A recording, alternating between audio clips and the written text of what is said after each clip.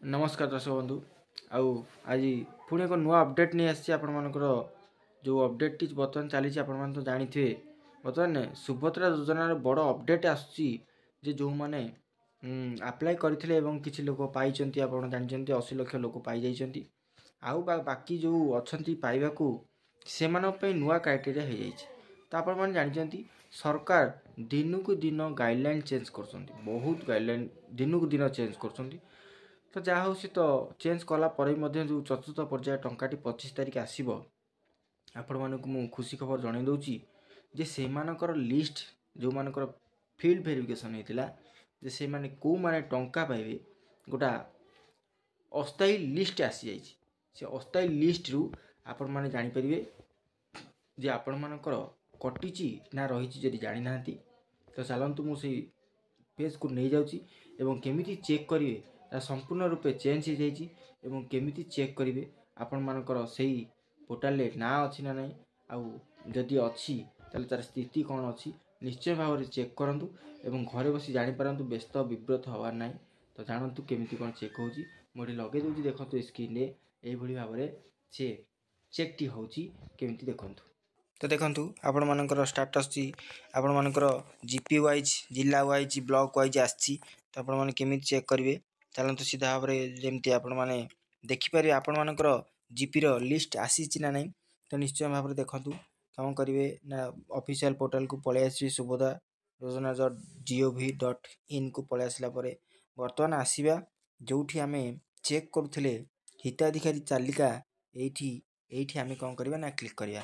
Click कलापर आपण मैंने देखिपारे आपण मानकर जिला बर्तमान ये अच्छी हिताधिकारी तालिका अस्थायी हिताधिकारी तालिका बर्तमान आमर ये जो गोटा ये गोटा अच्छी आगुरी थी हिताधिकारी तालिका जो मैंने पाई जाइए बर्तमान से पाई जाइए किंतु जोटा पाई ना सेटा हूँ ये गोटाक जोटा नुआ आसी अस्थायी हिताधिकारी तालिका अस्थायी हिताधिकारी तालिका आम ये क्लिक कले जे देखिए आमर लिस्ट अच्छी कि ना बर्तमान ये क्लिक अच्छी हलदिया हलदिया अच्छी माने ये हलदिया अच्छी माने जानी रखु यहाँ आपर अच्छी कारण देखो मुझे ये क्लिक करी बर्तमान हलदीटा से पलैब देखिपे ना तो सीटा अलग जगह पलैला किंतु आमर यहाँ दरकार हिताधिकारी अस्थायी हिताधिकारी तालिका तो से मुझे क्लिक कली एवं एटी आपमती जिला चयन करेंगे ब्लॉक यूएलबी चयन करेंगे जीपीआ वार्ड मु देखे दूसरी आपण मानक ब्लॉक टी दे दूची जिला दे दूची एवं जीपी दे दूची हाँ मुझे कही रखुची यहाँ सब किसी ब्लॉक किसी जीपी आसी ना व्यस्त हूँ निश्चय भाव में यहाँ आसीज अपेक्षा करूँ बर्तमान कौन करवा ना ये जो देखु अच्छी तापर क्लिक करके आम देखा जे कौन आमर देखु बर्तमान आपण मैंने जानीपे ये कौन ना जीपी आसीगला ये जीपी यहाँ है जीपी प्रकाशन डेट है 11/12/2024 मान 11 तारिख दिन होती अस्थायी तालिका योग्य अस्थायी तालिका अयोग्य अस्थायी यहाँ हूँ अस्थायी योग्य तालिका अस्थायी अयोग्य तालिका अर्थात यही मैंने कटि जाइए कटि जाइए अच्छा तो आपण मैंने केमी जानवे तो बर्तमान आम स्थायी अस्थायी स्थायीटा को डाउनलोड करवा डाउनलोड कलापर आपण मान फाइल टी आसीज रीड करवा जो देखा आप कौन अच्छी यहाँ बर्तमान पलि आसला provisional published for GP GP पढ़ला यहाँ पलि आसला आपण मानकर कौन ना विलेज नेम ये पलैला विलेज नेम ये पलैला application number applicant name father's name आ फील्ड वेरिफिकेशन स्टाटस ता अर्थ जो मानकर फील्ड वेरिफिकेशन होता तार स्टाटस एबे आसीगला जे यही माने 25 डिसेम्बर दिन बा बड़ दिन आपण मानक टंकाटी मिल पार्छ देखु ये आसी जीपी आसी टोटाल उपरे केते जन ना 95 जन आसी जो माने कि टंका संपूर्ण भाव में 25 तारिख दिन ये पाइबे यदि आप जानी ना निश्चय भाव में विजिट करूँ आ मो चैनल टू लाइक कर शेयर करूँ जो मैंने आपण मैंने जानला अन्य मैंने भी निश्चय जानतु जे जो मैंने व्यस्त थे से जानिकी यार फायदा उठे पारे और आ व्यस्त होगा पड़ोनी निश्चय भाव में आपण सहायता हम यहाँ गला आम हिताधिकारी लिस्ट जो मैंने पाइबे ना ଯେଉଁମାନେ ପାଇବେନି ତାଙ୍କର ମଧ୍ୟ ଲିଷ୍ଟ ଆସିଛି, ସେଠି ଦେଖାଇ ଦେଉଛି। ମୁଁ ଦେଖାଇ ଦେଉଛି ଏଠି ହେଲା